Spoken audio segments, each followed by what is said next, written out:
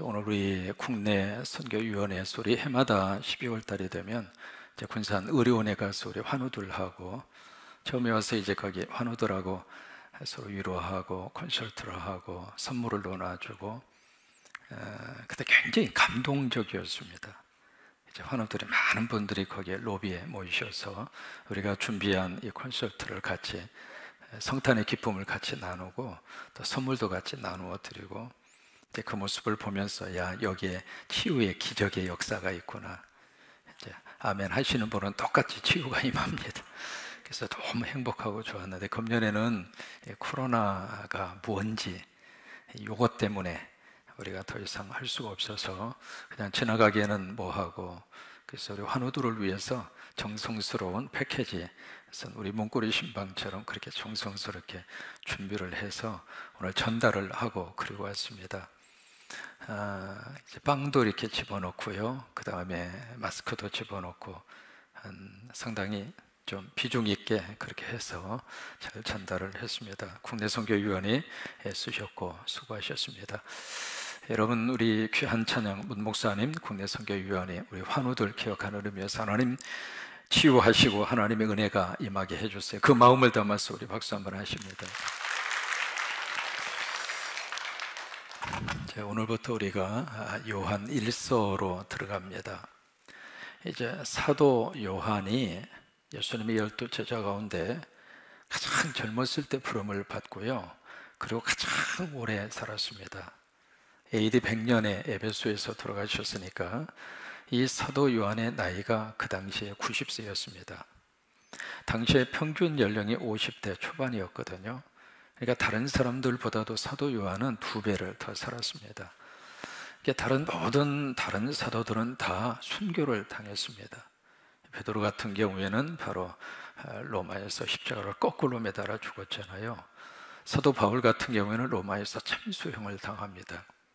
그래서 로마에 가서 보시면은 바울을 이렇게 목을 대고 쳤던 좀 끔찍한 모습인데요. 목을 대고 쳤던 대리석 기둥이 그대로 남아 있습니다. 근데 거기서 참 신기롭게 들려오는 이야기 중 하나가 목을 이렇게 쳤는데 목이 3번 땅에다가 이렇게 3번 이렇게 용수철처럼 이렇게 튀어요.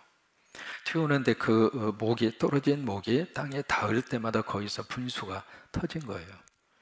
그래서 이제 거기에 기념교회당이 세워져 있는데 그 기념교회당을 새 분수교회라 라고 하는 이름의 기념교회당이 세워져 있습니다. 왜 이렇게 거기에 물이 터졌을까? 그게 쭉 유래를 보면은요, 사도 바울이 갇혔던 감옥에서 예수 믿고 세례를 받아야 되는데 물이 없잖아요. 그래서 하나님이 기적적으로 거기에 샘물을 터뜨리셔서 세례 받을 수 있도록 이제 그런 유래가 전해져 내려오고 있습니다. 그러니까 이제 거의 대부분의 모든 사도들이 다 그렇게 순교를 당했는데 사도 요한은 끝까지 하나님이 주신 생명을 마지막까지 다 누리시고 나이 90이 돼서 에베소에서 사도 요한은 아주 편안한 가운데 사도 요한이 돌아가시기 직전에 강대상에 쓸 때마다 늘 외쳤던 설교가 있습니다. 뭐냐면 형제 여러분 하나님은 사랑이십니다. 하나님은 사랑이십니다. 계속해서 사도 요한은 사랑이라고 하는 단어를 계속 증거하시다가 편한 모습으로 하나님 앞에 부름을 받은 분이 사도 요한입니다. 여러분 순교도 참 귀하고 아름답지만은 하나님이 주신 생명을 끝까지 살면서 그러면서 마지막까지 믿음을 지키는 것도 순교입니다. 그러니까 여러분 빨리 가려고 애쓰지 마시고 속도 위반하면 하나님 앞에 가면 혼납니다. 조금 더 일하다 오지 왜 이렇게 빨리 왔냐고. 그러니까 여러분들이 잘 주신 생명 끝까지 건강한 모습으로 사도 요한처럼 달려갈 수 있게 되기를 축복합니다. 사도 요한을 통해서 이제 3권의 성경을 쓰게 합니다. 우리가 첫 번째 아는 것처럼 요한 뭐가 있어요? 복음서가 있습니다. 두 번째로 사도 요한을 쓴 것이 바로 요한 서신서가 있습니다. 우리가 살펴보는 요한 1서, 2서, 3서 이건 서신서입니다. 편지 형태죠. 그 다음에 세 번째로 요한을 통해서 남긴 것이 요한 뭐죠? 계시록입니다. 그러니까 여기에 모습을 보면은 복음서를 남겼고 서신서를 남겼고 계시록을 남겼습니다. 근데 분량 자체가 그렇게 많지는 않습니다. 요한복음은 21장까지 있죠. 요한계시록은 22장까지 있고요. 요한 1, 2, 3서는 모두 합치면 7장입니다. 그러니까 긴 분량은 아닙니다만은 요한을 통해서 참 귀한 하나님의 말씀을 그를 통해서 우리에게 남겨준 거예요. 그러면 요한복음은 누구를 대상으로 이 복음서를 썼는가? 이 대상이 각자 다르거든요. 요한복음은 바로 세계에 흩어져 살고 있는 젠타일 이방인입니다. 이방인이라고는 그 말의 뜻은 복음을 모르는 사람이에요. 예수님이 누군지도 모르고 하나님의 역사하심이 무엇인지도 모르고 그런 사람들을 함께 통틀어서 성경에서 젠타일 이방인이라 그렇게 표현하거든요. 그래서 이 요한복음은 그들을 대상으로 해서 바로 복음이 무엇인가, 예수 그리스도가 누군가, 이제 그 부분을 복음서에다가 담아서 쓰신 것이 바로 요한복음입니다. 우리 복음서가 4권이 있잖아요. 마태복음, 그 다음에 마가복음, 그 다음에 누가복음, 그 다음에 요한복음. 우리가 이 헬라어 원문으로 읽을 때 가장 편하게 읽을 수 있는 원문이 요한복음입니다. 그리고 우리 젊은 친구들이 만약에 영어 성경을 읽고 싶다면은 영어 성경 가운데 가장 편하게 읽을 수 있는 영어 성경 복음서가 요한복음입니다. 그래서 요한복음은요, 이게 쭉 1장부터 펼쳐서 이렇게 읽다가 보면 영어도 참 편하고요. 그 다음에 원문, 헬라 원문도 참 편합니다. 그래서 요한이 남긴 복음서가 바로 그 복음서고요. 그 다음에 요한 1, 2, 3서, 이 서신서는 누구에게 썼는가? 여기 이제 서신서를 쓰는데 이 요한복음도 그러고 요한 1, 2, 3서도 그러고 이것을 쓴 사람에 대한 이름을 스스로가 밝히지 않습니다. 그래서 요한복음에 보시면은 요한복음을 쓴 저자를 그렇게 표현해요. 예수의 사랑받은 제자였다. 그게 이제 유일한 이 복음서를 쓴 사람에 대한 자신을 그렇게 표현하는 거예요. 예수님의 사랑을 많이 받았던 제자. 그래서 여러분 그 최후의 만찬을 보시면은요, 비스듬히 이렇게 누워 있잖아요. 그 누워 있는 분이 누구냐면 요한입니다. 그래서 예수님의 무릎에 팔을 펴게 하고 그게 그 당시 유대인들의 식사 관습이에요. 그래서 이제 누워서 이렇게 식사를 하는 장면이 있는데 그때 누워서 예수님에게 기댔던 분이 요한입니다. 그러니까 예수님으로부터 사랑을 참 많이 받았어요. 여러분 젊은 분들이 열심히 신앙생활하면 예뻐요, 안 예뻐요? 물어보나 말하죠. 오늘 이 시간에도 우리 채은이가 와서 같이 예배 드리고 있는데 우리 친구들 채훈아, 채은이나 채민이 볼 때마다 이뻐요, 안 예뻐요? 와, 세상에 저 친구들은 눈에 넣어오지도 안 아플 것 같아. 근데 이 눈 속에 들어가겠어요? 근데 그 정도로 사랑스럽고 귀하고 축복하고 싶고 막 강대성에서 이름을 더 크게 외쳐주고 싶고 우리 친구들 고마워요. 박수 한번 해줘요. 그러니까 젊은 친구들이 열심히 신앙생활하면 너무 좋잖아요. 너무 감사하잖아요. 새벽에도 나오지 저녁에도 나오지 세상에 그 열심을 누가 주셨나 모르겠어요. 엄마 아빠가 막 하라고 그래서 하는 것도 한두 번이죠. 스스로의 마음속에 성령님이 움직이시고 하나님이 그렇게 움직이시는 거죠. 얼마나 감사한지 말이죠. 이 요한이 그랬어요. 아주 젊은 날부터 사도로 부르심을 받고 열심히 하고 있는 그 사도 요한을 예수님은 너무 사랑을 했어요. 이 시간에 유튜브로 예배하는 여러분도 하나님이 사랑하시고 이 자리에 참여한 여러분도 하나님이 사랑하시고 그래요. 하나님이 우리를 사랑하세요. 또 요한도 예수님을 사랑했습니다. 그래서 요한복음을 쓸 때 예수의 사랑받는 제자다 그렇게 이제 본인을 소개를 했는데 이 요한 1, 2, 3서를 쓸 때는 이 쓴 사람을 뭐라고 표현을 하고 있느냐면 딱 한마디로 하고 있습니다. 뭐라고 표현하고 있느냐면 장로다. 그래서 요한 2서, 그 다음에 요한 3서 1장 1절을 딱 보시면 장로라고 하는 말로 시작을 합니다. 그 다음에 이 편지를 받는 사람 바로 누구인가? 나의 자녀라고 표현을 합니다. 그러니까 요한 1, 2, 3서라고 하는 이 성경은 바로 여기에 예수를 안 믿는 이방인들 그들을 대상으로 쓴 요한복음하고 달리 요한 1, 2, 3서는 이미 예수 믿는 성도들입니다. 그래서 이게 장로라고 하는 것은 교회의 지도자 그 말이거든요. 여기 자녀라고 하는 것은 그 교회의 성도들입니다. 그러니까 믿음 안에서 하나님의 지도자들과 성도들이 한 가족인 거예요. 여러분 담임 목사와 여러분들은 가족입니다. 크게 아멘. 그래서 여러분들이 행복하면 저도 행복하고 여러분들이 울면 저도 눈물이 나고. 왜요? 여권 오신 거예요. 그래서 우리 같이 신앙생활을 하면서 저와 여러분은 어디까지 가는가? 천국까지 가는 거예요. 믿음의 관계는 땅에서 끝나지 않습니다. 믿음의 관계는 어디까지 가는가? 천국까지 갑니다. 제가 신학교에 들어가서 신학교 2학년 때 믿음의 어머니를 만났어요. 제가 그 어머니를 만났던 그 기억 지금도 생생하게 기억이 납니다. 마석기도원이라고 우리 기장 안에 처음으로 세운 기도원이 있는데 그 기도원 1977년도에 그때 뭘로 했느냐면 기초공사만 했어요. 기초공사 위에 여름 부흥 집회를 그 기도원에서 하는데 이게 집회하다가 보면 비가 억수같이 쏟아져. 근데 그 비를 다 맞으면서 그 집회를 했어요. 근데 집회를 끝난 다음에는 뭘 하느냐면 전부 다 뿔뿔이 흩어져서 거기 온 교인들끼리 산으로 올라가서 막 거기서 그때 당시의 분위기는요, 소나무 뿌리를 뽑아야 되는 분위기예요. 그래서 그냥 모여가지고 소나무 뿌리 욕심도 많아서 두꺼운 거 붙여갖고 아무리 흔들어도 이게 뽑혀야 말이지. 그게 이제 그 당시 안의 분위기였어요. 그렇게 해서 같이 기도하러 올라가는데 그때 비가 온 뒷꽃칠에서 땅이 칠퍽칠퍽 하잖아요. 그래서 장판을 메고 그리고 이제 올라가는데 장판을 메고 올라가는 제 뒷모습을 보면서 그 믿음의 어머니가 결혼하기 전에 가졌던 당신의 서원을 기억한 거예요. 내가 주의 종 한 사람을 길러내리라. 그래서 제가 장판을 둘러매고 가는데 그 모습이 마치 십자가를 지고 가는 주님의 모습처럼 그렇게 보인 거예요. 그래서 불쌍한 신학생 저를 가정으로 해서 거기에 방 하나를, 그렇게 해서 이제 그분과의 관계가 1977년도부터 시작이 된 겁니다.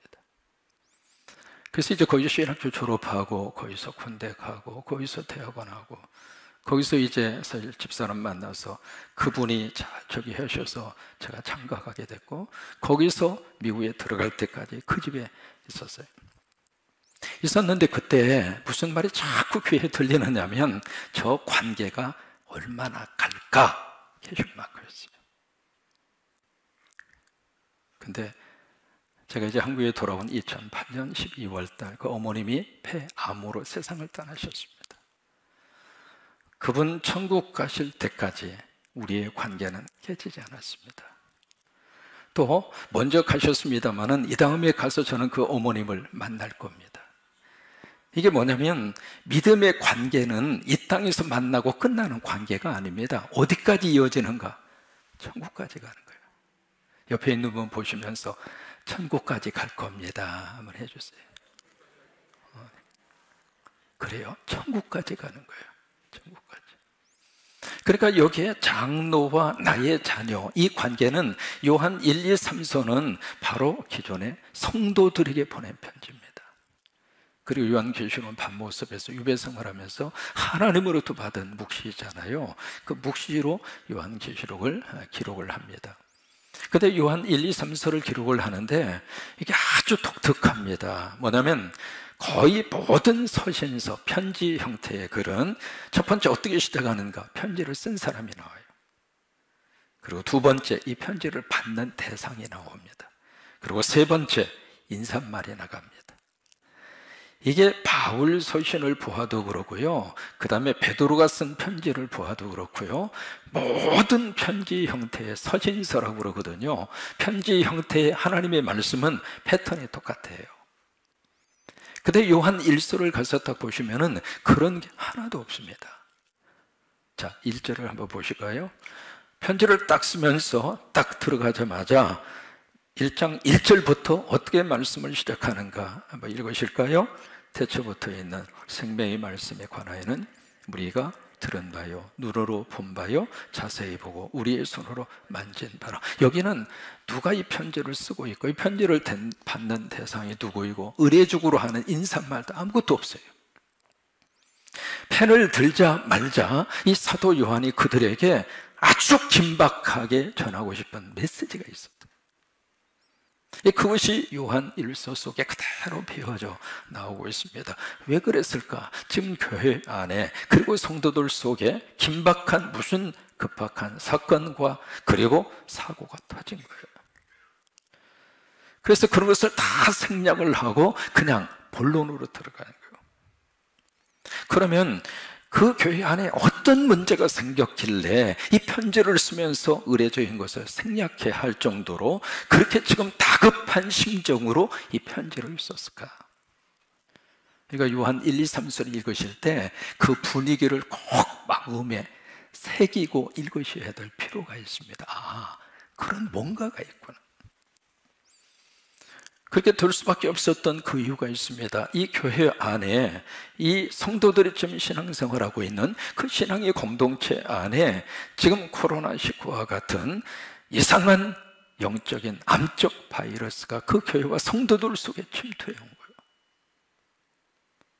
근데 그것 때문에 이 교인들이 갈팡질팡하고 교회가 완전히 뿌리째 지금 흔들리고 있고, 처음에는 작은 것으로 시작을 했는데 이게 시간이 가면 갈수록 확대가 되는 거예요. 그래서 이 요한의 입장에서 이래서는 안 되겠다.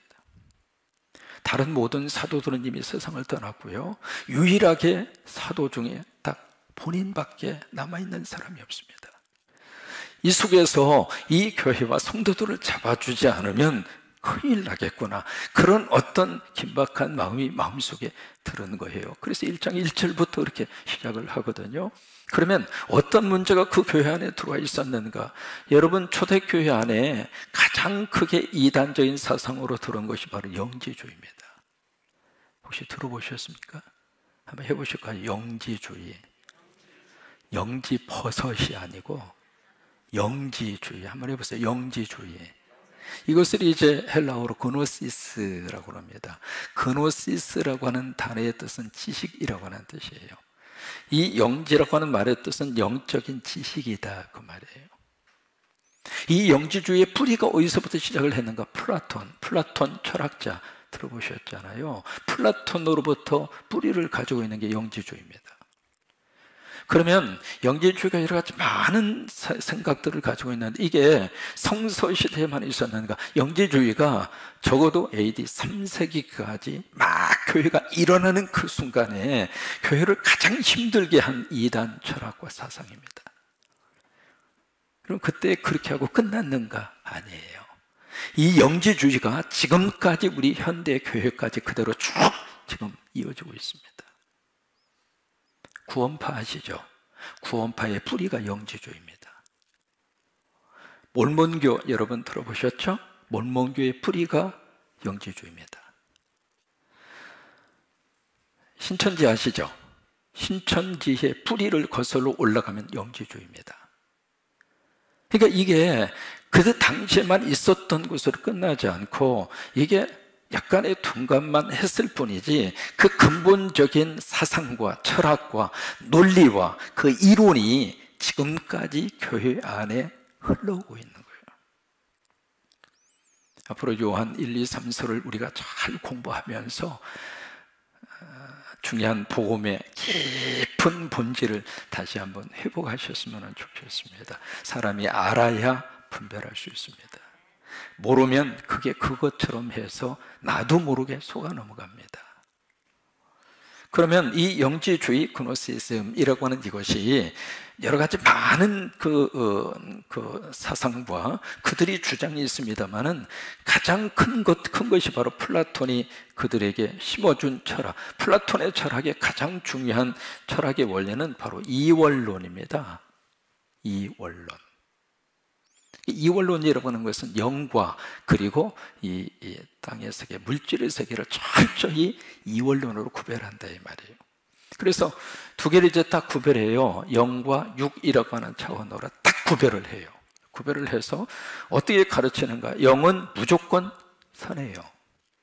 정신세계, 영적인 세계는 물어보나 그냥 선한 거예요. 그 다음에 이 육이라고 하는 거, 육은 바로 이제 물질의 세계잖아요. 물질의 세계는 모두가 다 악한 거예요. 이게 이원론입니다. 이것이 영지주의 사상의 뿌리입니다. 그러면 이게 처음에 들었을 때는 그런가? 영의 세계는 그래? 선하지. 여러분, 영적 세계가 무조건 선할까요? 이렇게 질문해 볼까요? 마귀와 사탄 선합니까? 거기서부터 걸리는 거예요. 그런데 영적 세계는, 비물질적인 세계는 무조건 다 선하다고 하는 거예요.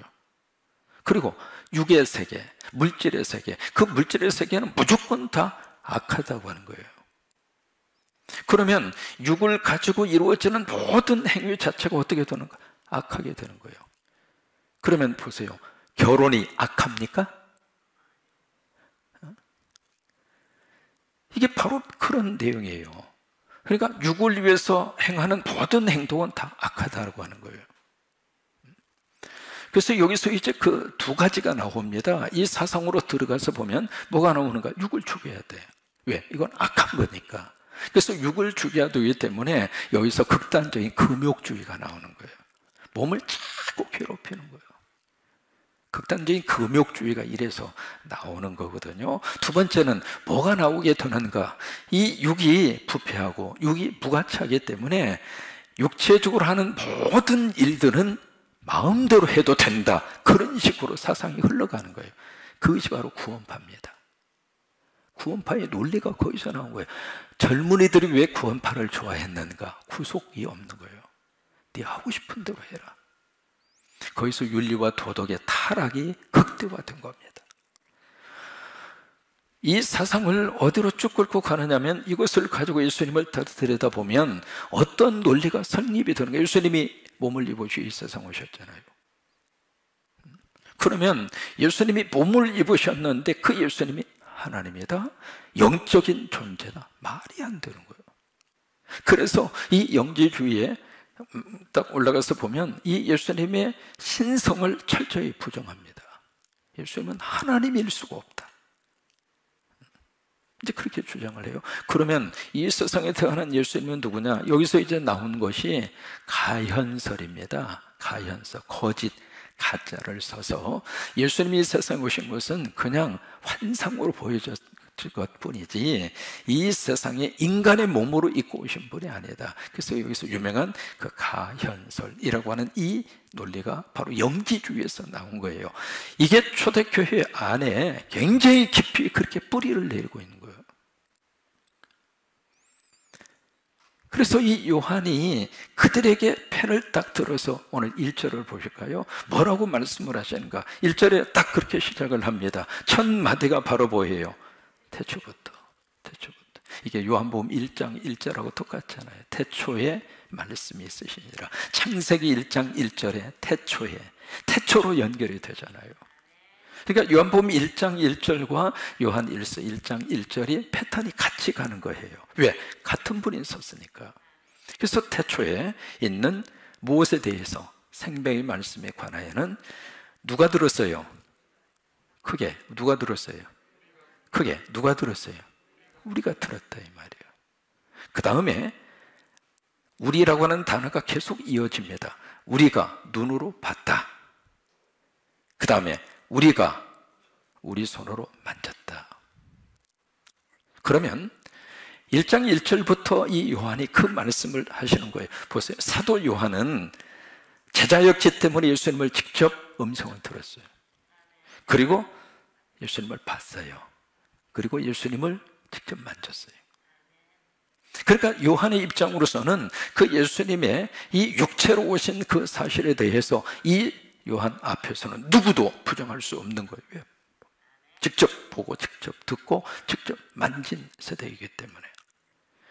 근데 그 다음 세대로 가서 이제 1세대들이 세상을 떠났잖아요. 떠나고 나서 그 뒤에 교회에 들어온 사람의 입장으로 봐서는 예수님에 대해서 영지주의자들이 와서 이런 식으로 논리를 피니까 고개를 갸우뚱거리는 거예요. 아, 그런가? 거기에 대해서 요한은 무슨 말이냐 지금. 그 예수님이 하나님이시고 그 예수님이 인간이시다. 우리는 그 두 가지를 잃어버리면 안 됩니다. 예수님은 하나님이십니다. 그래서 우리 기도를 들으시고 우리를 구원하시고 우리를 치유하시고 우리를 천국으로 인도하시고, 왜? 하나님이기 때문에.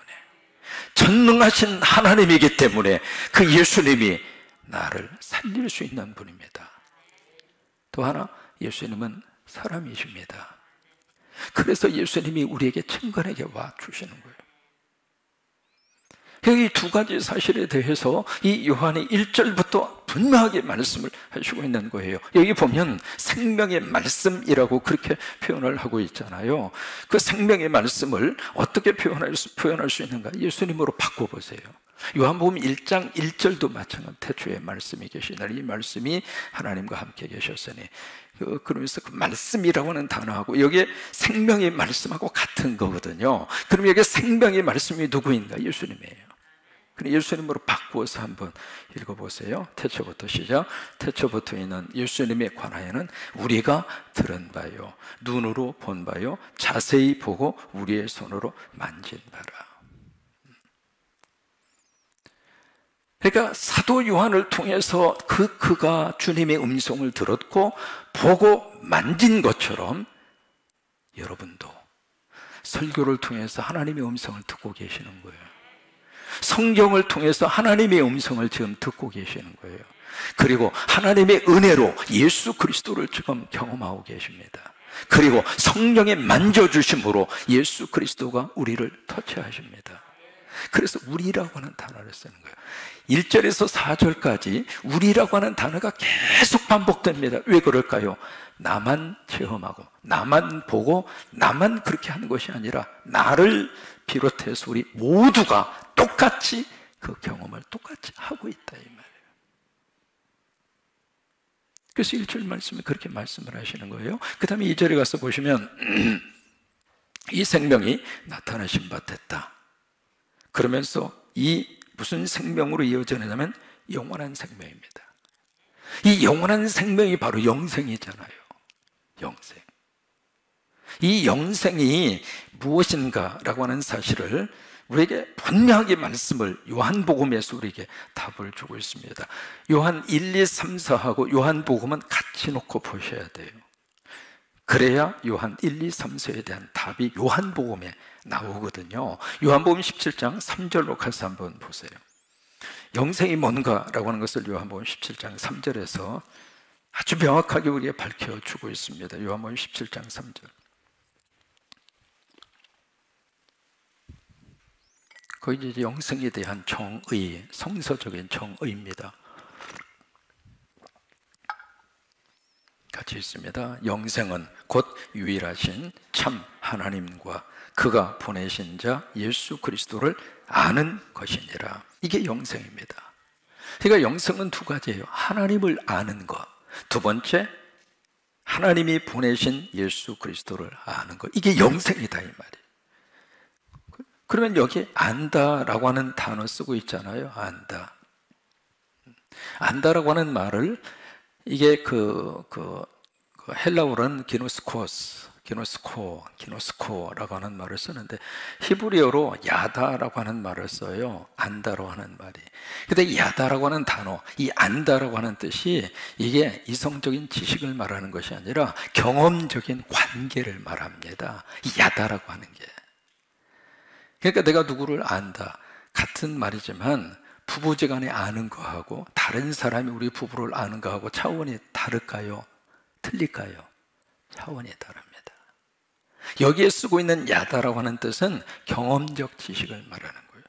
그러니까 우리가 예수를 안다, 그 말은 예수를 경험한다, 그 말이에요. 우리 안에 이런 축복이 함께 할 수 있게 되기를 축원합니다. 지금 우리들에게 가장 영적으로 흔들리는 것이 이 문제입니다. 예수님을 경험을 못하는 것. 예수님을 모른다, 그 말이에요. 그러니까 영생 문제에 대해서 명확하게 개념 정리가 안 되어 있는 거예요. 예수님을 경험하는 거예요. 믿음 생활에 행복하고 좋은 거 예수님이 경험하니까 그래요. 예배 드리면서 주님을 경험하고, 헌신하면서 주님을 경험하고, 기도하면서 주님을 경험하고, 단순히 예수님에 관해서 안다, 그 차원을 말하는 것이 아니라 깊은 관계성 속에서 아는 거예요. 야다하는 거예요. 복음을 경험하는 거예요. 우리가 예수를 경험하고 나면 이게 변화가 안 나타날 수가 없습니다. 왜요? 복음이 너무 좋으니까. 그 다음에 3절로 가서 보십니다. 함께 있습니다. 우리가 보고 들은 바를 너희에게도 전하면 너희로 우리와 사귐이 있게 하려 함이니 우리의 사귐은 아버지와 그의 아들 예수 그리스도와 더불어 누림이라. 우리라고는 단어를 계속 쓰고 있잖아요. 그러니까 나도 보고 들었지만 너희들도 보고 듣고 있다 이 말이에요. 왜? 성령 안에서. 그러면서 여기 사귐이라고 하는 단어를 쓰고 있습니다. 이게 복음이라고 하는 것은 바로 예수 그리스도와 뭘 하는 건가? 사귐을 갖는 것. 이 사귄다고 하는 말을 헬라어로 코이노니아라고 하는 말을 써요. 영어로 펠로우십이라고 하는 말을 쓰거든요. 코이노니아, 우리가 쓸 수 있는, 많이 들었던 단어 중에 하나인데 그 사귐이라고 하는 거. 그러니까 이게 복음이라고 하는 것은 예수 그리스도와의 그 사귐, 이 펠로우십, 이게 계속 이루어지는 것이 바로 복음이고 믿음 생활의 축복이에요. 근데 이 사귐으로 끝나지 않고 그 다음에 뭘로 이어지는가? 누림으로 이루어집니다. 누림으로. 이게 누린다고 하는 게 오늘 우리들이 있어서 너무 귀한 축복이잖아요. 누리는 거예요, 누리는 거. 소유보다도 더 큰 행복은 누림입니다. 아무리 소유했다 하더라도요, 누려보지 못하면 그건 그림의 떡입니다. 그러니까 누리는 자만이 그 행복을 맛볼 수 있습니다. 그래서 너희는 여호와의 선하심을 맛보아 알지어다. 누려라 그 말이에요. 신앙생활의 행복을 저도 그러고 여러분도 그러고 누리셨으면 좋겠어요. 예배의 기쁨을 그냥 예배 속에서 누리셨으면 좋겠어요. 누리는 것만 내 겁니다. 쌓아놓았다 하더라도 그건 아직 내 거가 아닙니다. 그래서 여러분 장롱을 활짝 열어 제끼셔서 좋은 옷 있으면 빨리 입으세요. 그 좀한테 자꾸 선상하지 마시고 언제 입으시려고 애끼세요. 그냥 내키는 대로 입으세요. 그냥 집에 이제 좋은 그릇이 있잖아요. 그 누구 위해서 그렇게 아끼고 안 쓰고 그러세요. 그냥 꺼내서 쓰세요. 1년에 한 번 쓰려고 비싸게 사놓으신 건 아니잖아요. 당장 내일 아침부터 좋은 그릇부터 그거부터 그냥 꺼내서 쓰시라고요. 별로 호응도 안 하시네요. 누리셔야 돼요. 지금 입맛이 있을 때 누리세요. 이게 입맛 영원히 있는 게 아니잖아요. 드시고 싶어도 입맛이 없으면 맛있는 거 쌓아놓아도 의미가 없어요. 몸이 땡기잖아요. 그러면 잡수세요. 돈이요? 아파트 잡혀요. 누리는 것만 여러분의 것입니다. 자꾸 안 누리고 아끼고 안 쓰고 그러다 결국에 가서는 누리고 싶은데 이게 입맛도 사라지고 달에 힘이 있어야 어디를 다니지. 여행도 뒷받침이 돼줘야 여행을 가지. 돈만 있다고 여행 갈 수 있는 게 아니잖아요. 누리셔야 돼요. 오늘 주신 거 누리시고, 오늘 여기에서 하나님이 허락하신 축복도 누리시고, 건강도 누리시고, 부부의 행복도 누리시고, 하나님이 주신 은혜도 누리시고, 누리셔야 돼요. 누려야 돼. 그냥 소유하고 끝나면 안 됩니다. 그러니까 믿음 생활 안에서 누리는 자만이 그 천국의 맛을 보고 사는 거예요. 누리지 않으면 천국이 머릿속에서 끝나버리는 거예요. 세 번째로 무슨 역사가 나타나는가? 마지막 4절입니다. 같이 한번 읽습니다. 우리가 이것을 쓰면 우리의 기쁨이 충만하게 하려 하면, 여기도 우리라고 하는 단어를 쓰잖아요. 여기 충만이라고 하는 말은 to make our joy complete, 우리의 기쁨을 완성시켜 간다 이 말이에요. 그걸 충만이라고 그렇게 번역을 한 거예요. 그러니까 이것이 믿음 안에서 허락하시는 하나님의 놀라운 축복이고 은혜라고 하는 것이에요.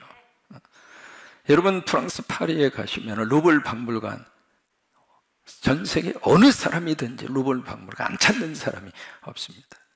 거기 가면 가장 많이 가서 보는 그림이 바로 모나리자라고 하는 그림 아시죠?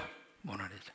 거기 가서 딱 들어가면은요, 좌측으로 이렇게 쭉 계단이 있고요, 계단으로 해서 보면 화살표로 표시가 돼 있어요. 한국말로 2층으로 가세요.